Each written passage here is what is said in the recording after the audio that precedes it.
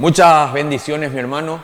Es un gusto poder compartir un mensaje más de esta nueva serie que estamos haciendo todos los sábados desde la Iglesia Juvenil de Casa de Oración de Ciudad del Este sobre las amistades verdaderas. El nombre de esta serie es Amigos Verdaderos.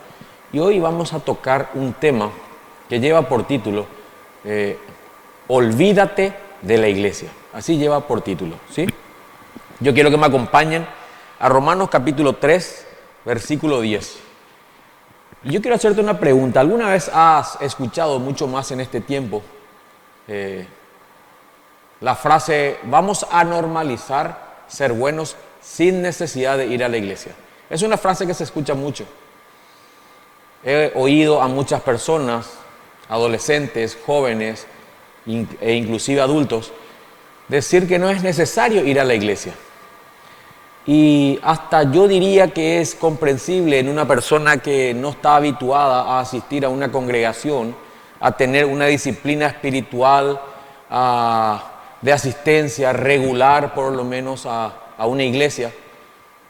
En ocasiones vivimos nuestra vida, nuestro día a día de esa manera, en nuestro correrío en la semana, de lunes a sábado nos levantamos, vamos a trabajar, a nuestros quehaceres. Los que estudian van en este tiempo a sus clases virtuales, asisten desde sus hogares, salas de estudio, oficinas, a sus clases, y luego ya se preparan para el almuerzo, y luego a la tarde ya cada uno a sus tareas nuevamente.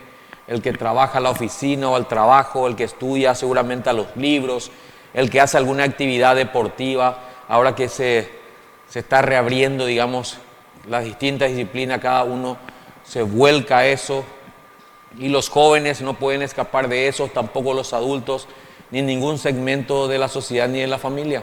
Ese es el ritmo de vida que lleva este mundo. Y llegamos tal vez al fin de semana y alcanzamos al sábado y tratamos de distraernos un poco más, tratamos de despejarnos un poco más de todas las actividades de la semana. Y el domingo, bueno, el domingo para muchos es día de descanso o día de la familia, es día de compartir con los seres queridos, o en algunas ocasiones día de pasear. Lo cierto y lo concreto es que no hay una disciplina espiritual, no hay una disciplina religiosa, no hay una costumbre o un hábito de asistir a una congregación o a una iglesia. Así es la vida de todo ser humano que no conoce a Dios. Entonces aparece esta frase que parece contener cierta sabiduría y dice, vamos a normalizar ser buenas personas sin necesidad de ir a la iglesia. Ahora yo te pregunto a vos para qué razones, yo te pregunto a vos para que analices y que nosotros podamos cuestionarnos esto. ¿Alguna vez has conocido a un buen ingeniero sin necesidad de ir a la facultad? ¿Alguna vez te has encontrado con algún médico de referencia que se haya recibido o se haya preparado sin necesidad de hacer su residencia?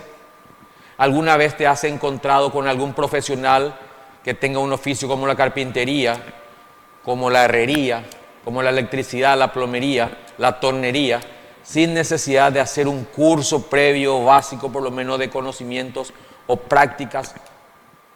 Es imposible, ¿verdad? ¿Confiarías vos en algún arquitecto que no haya ido a la facultad para que te construya la casa? Bueno, yo tampoco. Inclina tu rostro, por favor, y vamos a orar. Padre, damos gracias en esta noche por tu palabra, por lo que vamos a oír, Señor, y damos gracias por tu Espíritu Santo. Damos gracias por este razonamiento lógico que tú nos das. Señor, vivimos en tiempos de confusión y mucho engaño. Necesitamos la verdad de tu palabra para que realmente nuestra mente sea abierta y podamos andar dentro de tu voluntad y andar con sabiduría, Señor. No teniendo pensamientos necios y pensamientos que realmente no nos llevan a ningún buen puerto, Señor. Te pedimos en esta noche que nos hables en el nombre de Jesús. Amén. ¿Cómo ser buena persona sin necesidad de ir a la iglesia? ¿Cómo ser una persona sana sin necesidad de consultar un buen médico? Es imposible. Una persona que no desea congregarse y solamente manifiesta el deseo de alejarse de la iglesia, alejarse de la congregación, es imposible que cambie, que sea una buena persona. Quiero que me acompañen ahí a Romanos capítulo 3, versículo 10. Este pasaje que es tan preciso, tan contundente, que el apóstol Pablo repite a la iglesia de Roma y les dice lo siguiente: como dicen las Escrituras, no hay ni un solo justo, ni siquiera uno. Nadie es realmente sabio, nadie busca a Dios. ¿Cómo ser una buena persona si aquí la Escritura nos revela que no hay una sola persona justa sobre la faz de la tierra? Ni vos ni yo somos justos. No hay ni siquiera uno, dice. Es más, ¿cómo podemos llamarnos cristianos si realmente nadie busca a Dios? Si no tenés el deseo de congregarte, de asistir a una iglesia y constantemente estás profesando la frase: no, yo me voy a alejar de la iglesia, yo me tengo que olvidar de la iglesia, no es necesario congregarse. O yo voy a congregarme solo por internet o escuchando los audios y voy a pretender dar fruto de esa manera. ¿Saben qué va a ocurrir con nosotros si tenemos ese pensamiento? Vamos a llenarnos de conocimiento, pero sin ningún fruto. Porque no es el diseño de Dios. El diseño de Dios es relacionarnos unos con otros. Es lógico. Es como decir: me quiero casar, pero no quiero vivir con mi esposa. Es como decir: quiero tener hijos, pero quiero que estén lejos de mí. Es como decir: quiero ser un buen ingeniero, pero sin ir a la facultad. Quiero ser un buen profesional sin estudiar.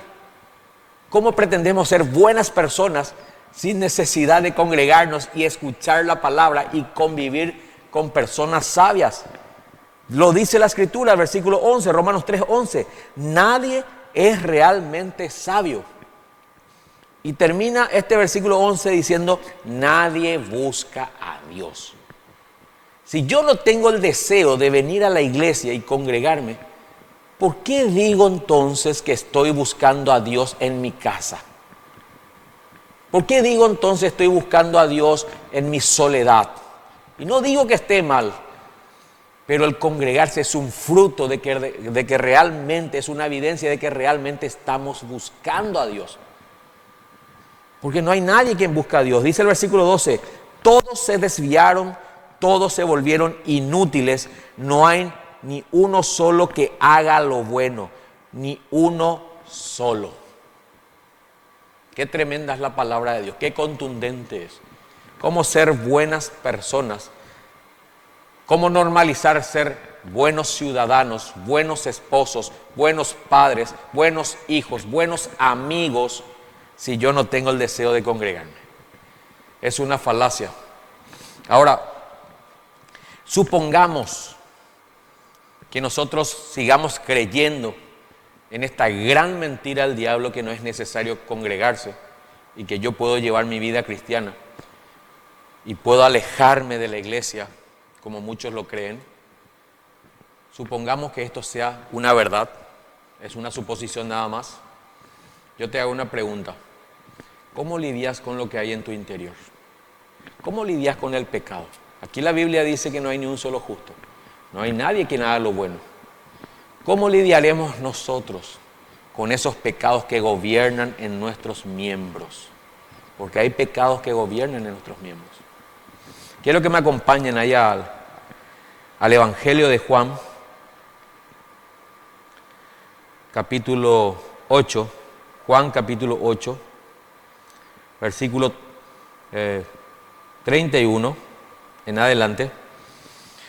Acá hay una confrontación tremenda que el Señor Jesús hace con unos religiosos, con una turba de fariseos que vinieron a Él y que estaban mezclados entre muchos otros discípulos. Dice Juan 8:31, Jesús les dijo a los que creyeron en Él: ustedes son verdaderamente mis discípulos si se mantienen fieles a mis enseñanzas. y conocerán la verdad y la verdad los hará libre. Pero nosotros somos descendientes de Abraham, le respondieron. Nunca hemos sido esclavos de nadie. ¿Qué quieres decir con los harás libres? Versículo 34, Jesús le dice esta tremenda verdad. Jesús le contestó, les digo la verdad, todo el que comete pecado es esclavo del pecado. La pregunta es, ¿cómo lidiamos con esta verdad? La Biblia dice que todo aquel que comete pecado es esclavo del pecado. ¿Saben qué? Cuando uno nace de nuevo, cuando uno se hace cristiano, cuando uno es regenerado por el Espíritu Santo, por el oír la palabra con fe, y viene el Espíritu Santo a quebrantar nuestros corazones y nos muestra que somos verdaderamente esclavos del pecado, porque eso éramos antes de Cristo, esa es la verdad, éramos esclavos del orgullo, éramos esclavos de la inmoralidad sexual, éramos esclavos seguramente de los vicios, las drogas, las bebidas, ¿verdad? Del tabaquismo, éramos esclavos del orgullo, éramos esclavos de la amargura, éramos esclavos del rencor, de la ira, del desenfreno, éramos esclavos. No podíamos dominar esos pecados nos dominaban. Por eso todas las veces que tal vez en tu vida pasada, antes de Cristo, decías, nunca más voy a beber, era meramente un decir, porque 1 o 2 o 3 días después, o una semana, en algunos casos en el mismo día, estábamos nuevamente en nuestros vicios y en nuestros pecados. Decíamos con firmeza, nunca más voy a hacer esto, nunca más voy a hacer aquello, nunca más voy a cometer este pecado. Pero era algo que nos dominaba. Porque acá dice el versículo 34, Jesús le contestó, les digo la verdad, todo el que comete pecado es esclavo del pecado. En realidad, hermanos, los pecados se enseñorean de aquellos que no conocen a Dios. Por eso dice, joven, que no te unas a ayudas desiguales con los incrédulos. Los incrédulos no pueden ser buenas personas como ellos dicen que lo son. No pueden dominar sus impulsos, están dominados por sus pecados. Solamente el cristiano puede tener algo que la Biblia le llama dominio propio. El dominio propio es un fruto del Espíritu Santo. Eso está en Gálatas capítulo 5, versículo 22 en adelante. Léanlo en sus casas. El dominio propio no es algo natural, no es que yo me determino y me voy a dominar. Es imposible, porque todo el que comete pecado es esclavo del pecado. El dominio propio viene cuando somos nosotros regenerados, cuando depositamos nuestra fe en Jesucristo, cuando nosotros nos arrepentimos de nuestros pecados, vemos la maldad de nuestros pecados, y entiéndase pecado por la palabra desobediencia a Dios. No significa otra cosa, el pecado es desobediencia a Dios. Dios determinó una cosa y nosotros desobedecemos, y en esa desobediencia el pecado nos controla, perdemos el dominio propio. Y esto es muy real. Yo sé que muchos de nosotros hemos experimentado y hemos sufrido cuando el pecado nos controla. Por eso que mucha gente no puede salir. Por eso que los adictos van meses, tal vez años, a un centro de rehabilitación. Y es como que recuperan el control sobre ese vicio. Está siempre ahí la tentación, pero tenemos el dominio, tenemos el control, principalmente cuando nos convertimos. Pero una vez que salen del centro de rehabilitación vuelven a recaer. Muchos de ellos, no generalizo, pero muchos de ellos vuelven a caer y se convierten en esclavos del pecado. Con el adúltero ocurre lo mismo. Con el que fornica ocurre lo mismo. Con el que consume pornografía ocurre lo mismo. No pueden dominar ese impulso. Somos esclavos del pecado. No podemos dominar eso que es mucho más fuerte que nosotros, que es la desobediencia, sino que nos domina. Es ahí donde nosotros podemos entender que no puede haber persona buena sin Cristo. Y no puede haber persona buena sin congregarse y escuchar la palabra. Aléjate de la iglesia, olvídate de la iglesia. Normalicemos que ser buenas personas sin necesidad de ir a la iglesia es imposible, es un engaño, es una mentira. ¿Por qué? Porque hay un pecado, una ley en nuestros miembros que es mucho más fuerte que la ley de nuestra mente. Eso decía el apóstol Pablo allá en Romanos capítulo 7. ¿Quién me librará de este cuerpo de pecado?, decía. Miserable de mí. Pero luego reflexionaba y decía, gracias doy a Dios por Jesucristo. Ahora, Jesucristo es revelado en su palabra. Es imposible que vos y yo dominemos al pecado si nosotros no venimos a la palabra de Dios, no buscamos congregarnos, no buscamos reunirnos con nuestros hermanos, no tenemos amigos verdaderos, buenos amigos cristianos que nos ayuden en nuestras debilidades. Por eso es importante congregarse, porque nos estamos reuniendo entre hermanos, nos estamos reuniendo entre amigos. Estoy relacionándome con mis amigos que me van a ayudar con mis pecados, en mis debilidades. Y dice Santiago 5:16 que es necesario que nos confesemos nuestras ofensas unos a otros para que haya sanidad. Que la oración del justo puede mucho. Entonces debemos entender lo que Dios quiere, el propósito de Dios para la iglesia. ¿Cuál es el propósito de Dios para tu vida?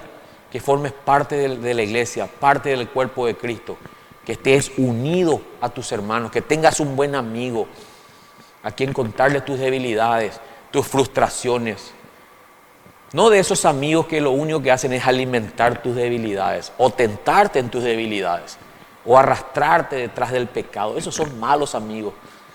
En 2 Timoteo capítulo 3 versículo 5 dice, aléjate de los tales, apártate, evita ese tipo de amistad.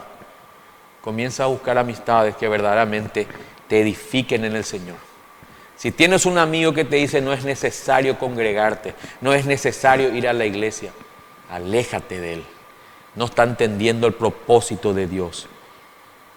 No está siendo sensible a tu necesidad, porque cada uno de nosotros luchamos contra un pecado que nos quiere dominar una y otra vez. A veces les dominamos nosotros, pero otras veces recaemos y cedemos y nos vuelve a dominar. El Espíritu Santo nos da dominio propio, no para que nosotros ya no seamos tentados, sino para que soportemos la tentación. Ahí en Génesis capítulo 4 hay algo muy revelador que el mismo Dios le dijo a Caín. Génesis capítulo 4, en el versículo 6, vamos a mirar, conocemos la historia. A Caín y Abel habían ofrecido sacrificio a Dios, una ofrenda a Dios, y dice que la ofrenda de Abel fue mucho más agradable que la de Caín, y dice que Caín se enojó muchísimo contra su hermano. Atiendan bien, porque vamos a hablar ahora del pecado del enojo. Dice Génesis 4:6 que Dios se acercó a Caín y le dijo, ¿por qué estás tan enojado?, preguntó el Señor a Caín. Y quiero que prestemos atención a este pecado, el enojo. Muchas veces no consideramos al enojo como un pecado. Consideramos como algo natural, normal. A veces es como que descalificamos o minimizamos y decimos, bueno, lo que pasa es que está enojado nomás. Lo que pasa es que ella está molesta nomás, no más. Pero el enojo es un pecado que nos domina muchas veces. Cuando no podemos perdonar, cuando lo único que deseamos es estar lejos de esa persona es porque nos está dominando. El enojo nos impide amar a los demás. El enojo nos impide ser felices. A veces estamos contentos en algún lado, en la familia, en el hogar, en un evento social, alguna fiesta, en la misma iglesia. Pero cuando le vemos a esa persona con quien estamos enojados, enseguida nuestro rostro cambia. Es ahí donde nos damos cuenta que el pecado nos domina, que el enojo nos domina. Por eso decía Jesús, el que comete pecado es esclavo del pecado. Y hay mucha gente que es esclava del enojo. En este pasaje pregunta Dios a Caín, ¿por qué estás tan enojado? ¿Por qué te ves tan decaído? Qué notable es ver, hermanos, cómo el pecado del enojo, en este caso, se nota en el rostro. Cómo desfigura nuestro semblante, cambia nuestra mirada, nuestras facciones se comienzan a arrugar, nuestro rostro se comienza a endurecer, se nota el enojo. Los pecados que nos dominan se hacen evidentes en nuestras actitudes. Es muy fácil discernir a una persona cuando miente, cuando la mentira le domina. Es muy fácil discernir cuando la lujuria domina a alguien. No pueden dominar sus ojos, no pueden dominar su lengua, no pueden dominar sus gestos. Por eso que vemos a la gente darse la vuelta y girar y mirar, porque está dominado por la lujuria. No pueden dominar. Cuando alguien es una persona murmuradora, no puede dominar su lengua. Cuando alguien es iracunda, no puede dominar su temperamento, sino que su temperamento le domina, porque no tienen dominio propio. Y quiero que entendamos bien esto. No es que el cristiano ya no peque, sino el cristiano ya no es dominado por el pecado, ya no es dominado por la lujuria. Podemos tener tentaciones, debilidades, pero ya no somos dominados. Y esto es lo que Dios le quiso enseñar a Caín y te está enseñando a vos, me está enseñando a mí.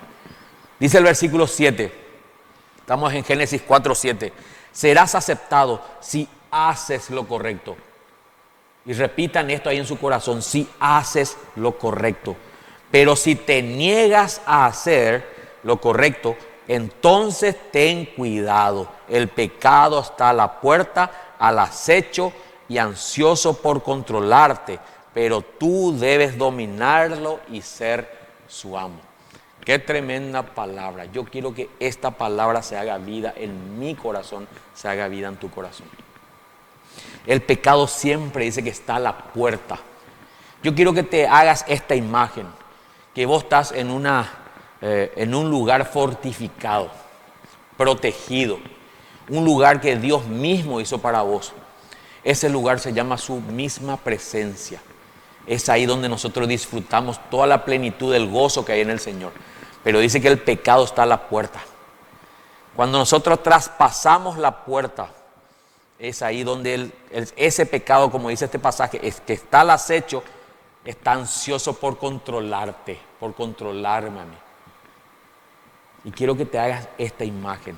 Dios te tiene mantenido protegido, te mantiene protegido en su presencia, en Cristo. Esa es la figura del arca, esa es la figura de la torre fuerte, esa es la figura de la protección. Dice que Él nos va a cubrir bajo sus alas. Dios nos protege bajo sus alas. El Salmo 91, Él nos protege. Dice que 1000 van a caer a nuestra derecha, 10.000 a nuestra izquierda, pero no nos va a llegar porque estamos protegidos por Dios. Pero el pecado está ahí a la puerta y está llamando constantemente. Yo quiero que analicemos esto. ¿Cómo es el enojo? ¿Cómo es la lujuria? ¿Cómo son los pecados de los vicios? El desenfreno. ¿Cómo es el orgullo? ¿Cómo es la vanidad? Y está golpeando nuestra puerta y viene rondando nuestra mente. Viene rondando nuestra mente, a veces en forma de sueño, a veces en forma de pensamiento, porque el pecado está a la puerta, está rondando. Cuando el enojo es nuestra debilidad, nuestro pecado, comenzamos a pensar cosas malas de esas personas con quienes tenemos problemas. Cuando es la lujuria, vienen pensamientos, sueños, siempre está a la puerta. Esa es tu realidad, es mi realidad, la realidad de todo ser humano. No podemos escapar. Quiere enseñorearse, está al acecho, ansioso por controlarnos. Pero dice la palabra de Dios, si haces lo correcto. Y hacer lo correcto es obedecer a Dios. Decidir en mi corazón obedecer a Dios. Si haces lo correcto, tú lo dominarás y serás su amo. Estará siempre ahí, pero vamos a dominarle.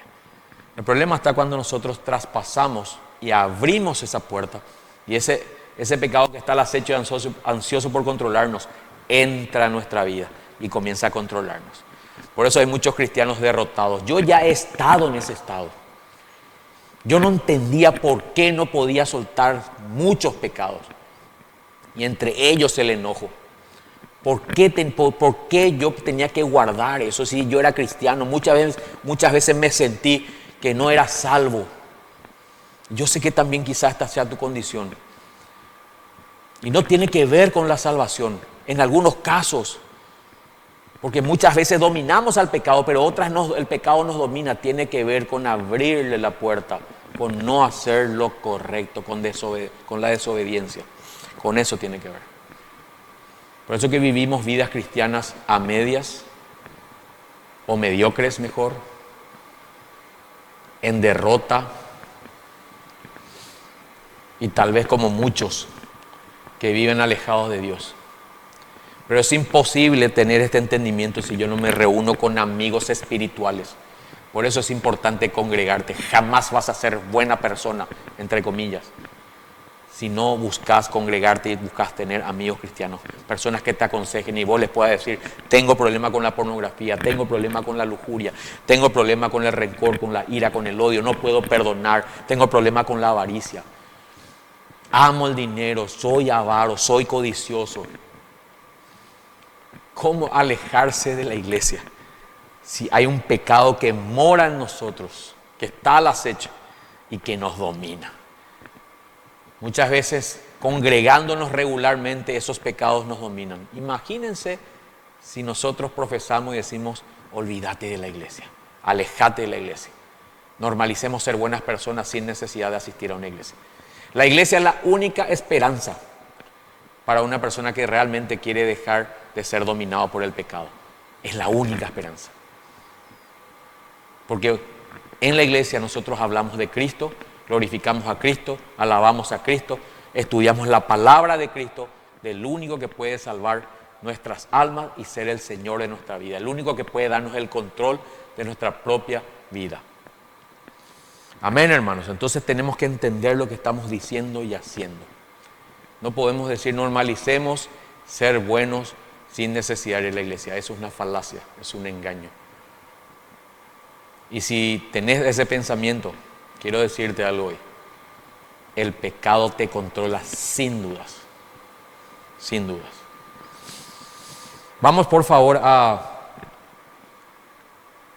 Hebreos, capítulo 10.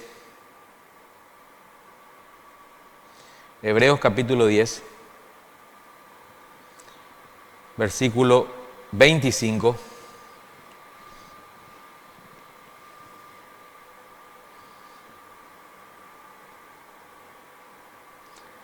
Vamos a leer desde el versículo 21. Dice así, Hebreos 10, 21.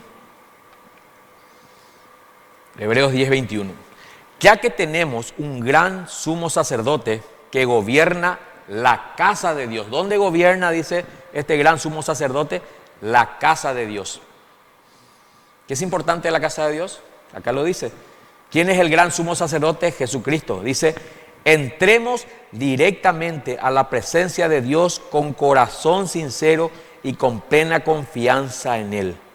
Pues nuestra conciencia culpable ha sido rociada con la sangre de Cristo a fin de purificarnos, y nuestros cuerpos han sido lavados con agua pura.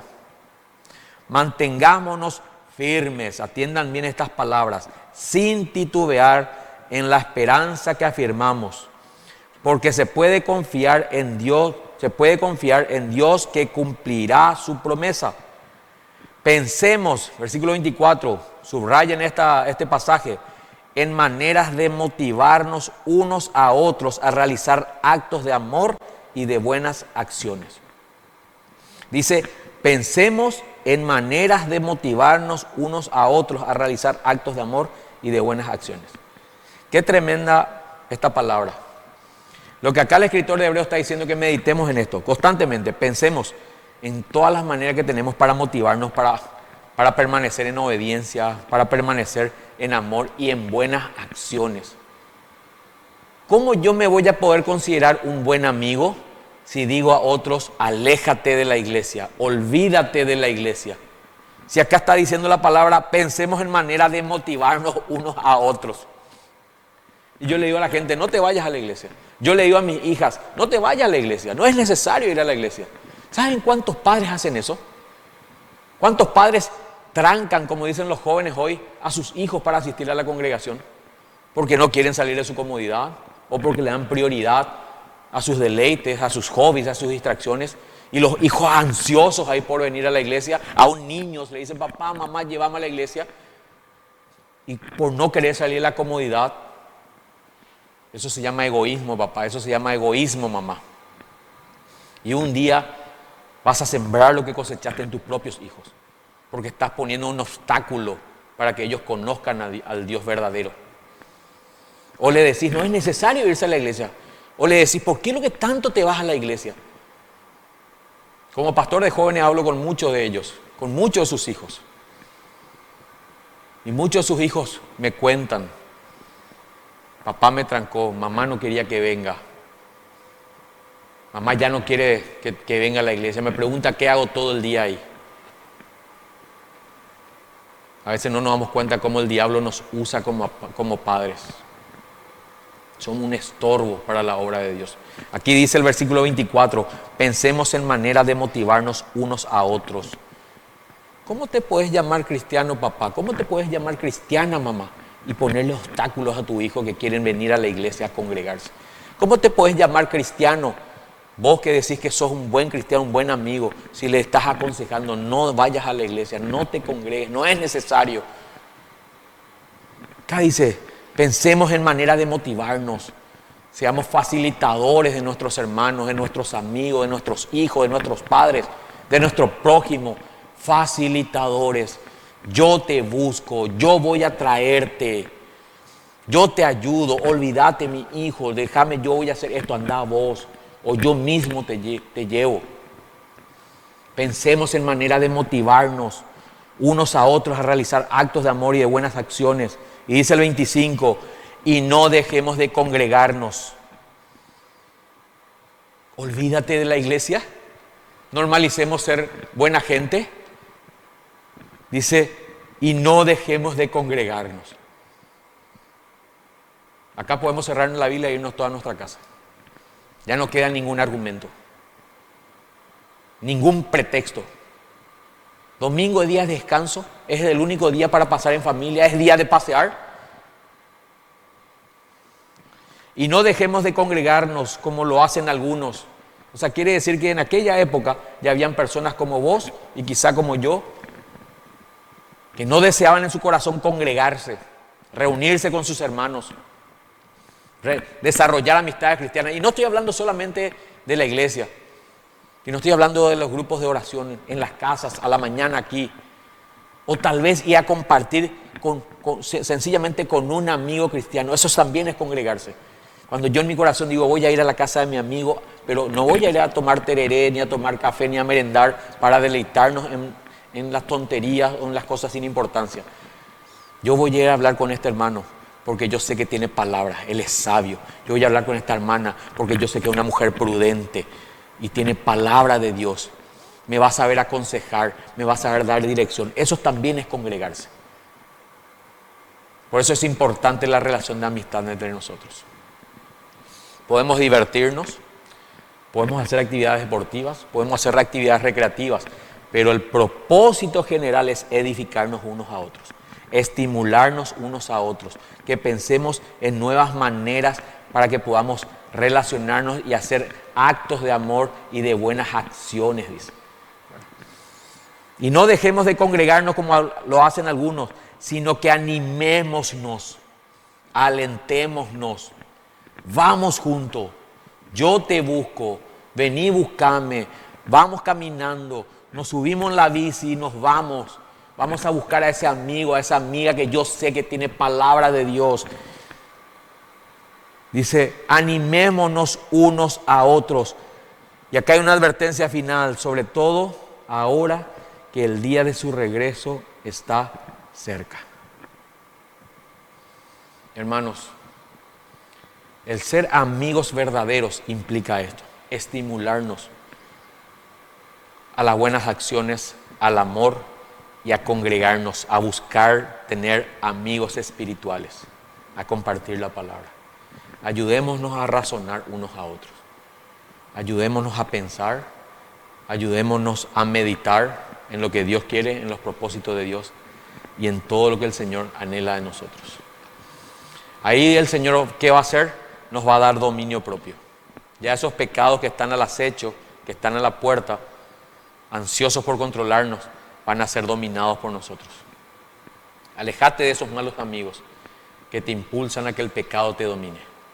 Jamás vas a poder ser una buena persona sin Dios, sin Cristo. Y aún en Cristo seguimos siendo pecadores, con la diferencia que hoy tenemos control sobre nuestros pecados. Y por último, animale a otros, sé un buen amigo vos, y animale a otros que se congreguen. Fíjense lo que dice el Salmo 84 para terminar. Salmo 84.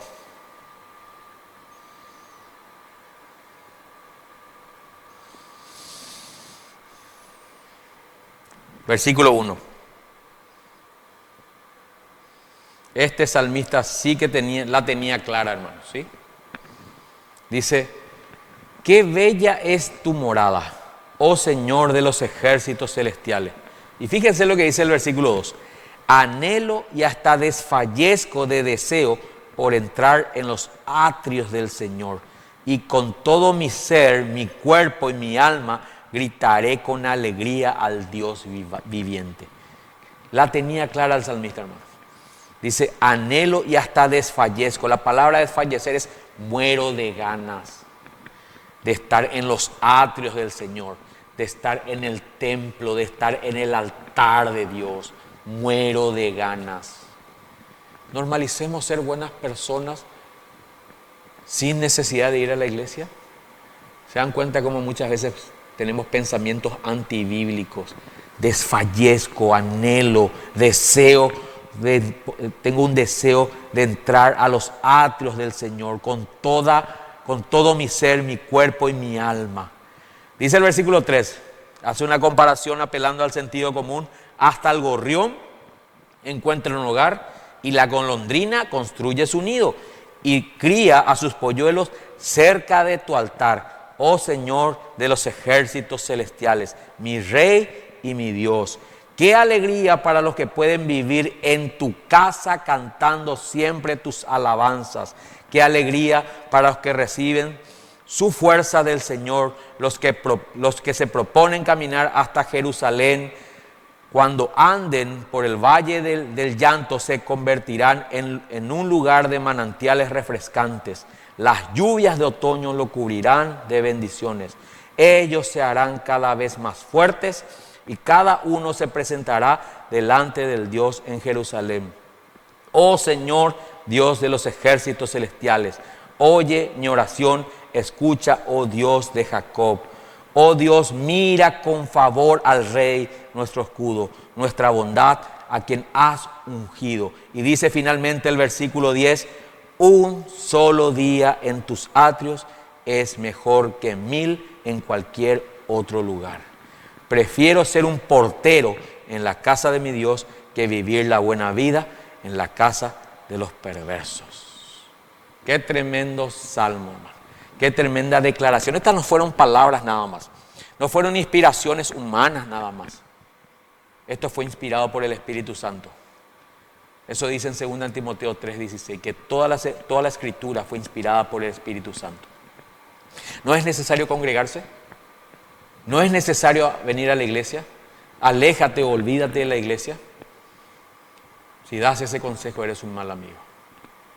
Pero si te propones en tu corazón, esta noche el Señor puede cambiar tu manera de pensar, puede renovar tu entendimiento a través de su Espíritu Santo. Pero es necesario que te arrepientas de haber dado estos malos consejos, tal vez a aquellos que vos considerabas amigos, y los que tal vez te consideraban a ti amigo, han recibido este mal consejo. Y muchos de ellos están fuera hoy de los atrios del Señor. Pero en esta noche el Señor no nos viene a acusar, no nos viene a condenar. Viene para que nosotros podamos arrepentirnos y Él quiere perdonarnos. Por eso yo te invito a que inclines tu rostro y entiendas esto. Un solo día en tus atrios es mejor que 1000 en cualquier otro lugar. Prefiero ser un portero en la casa de mi Dios que vivir la buena vida en la casa de los perversos. Que en tu corazón esta palabra quede firme y que tengas el deseo realmente de tener un amigo, una amiga cristiana, que tengas el deseo y la convicción y que aprecies y valores lo que es congregarte, lo que es tener una iglesia local. Estos audios que compartimos, los videos que quedan grabados en la red, sirven para aquellos que no tienen una iglesia local, donde no pueden escuchar la palabra, aquellos que están a la distancia. Pero Dios te ha proveído en su misericordia, Dios me ha proveído en su misericordia que tengamos una iglesia local para escuchar la palabra. Ha puesto en su soberanía pastores, líderes, por sobre el cuidado de nosotros. Y eso es un motivo para darle gracias. Pero eso no vas a entender sin antes arrepentirte de tus pecados. Sin antes decirle al Señor, soy un malvado, Señor. Nunca fui una buena persona, sino que mis pecados me dominaron, Señor. El enojo, la ira, la mentira, la murmuración, Señor. En esta noche, Señor Padre Celestial, yo vengo ante ti y te pido que me perdones mis pecados. Señor Jesús, límpiame. Yo creo en ti, Señor. Límpiame de mis pecados y haz de mí una nueva criatura. Padre, en esta noche yo te doy gracias. Gracias por tu palabra. Gracias porque nos has hablado, Señor. Tu palabra siempre es justa, es eficaz y es verdadera. Yo te doy gracias, Señor. Yo muchas veces también desprecié lo que es la iglesia, Señor. Muchas veces prioricé mi vida, mis actividades. Muchas veces lo hice, Señor. Yo puedo comprender a mis hermanos que han hecho eso. Pero tu palabra es la que nos corrige, la que endereza nuestros pasos y la que nos cambia nuestra manera de pensar. Ayúdanos a ser buenos amigos, amigos verdaderos entre nosotros, y que tu congregación, que tu iglesia, Señor, siga creciendo en el amor. Yo te pido esto, Padre, en el nombre de Jesús. Amén. Mi amado hermano, mi amada hermana, muchas gracias por estar ahí del otro lado. Y una vez más me pongo a tu disposición, juntamente con mi esposa, mi familia, para servirte en lo que sea necesario, ¿sí? Que el Señor te bendiga.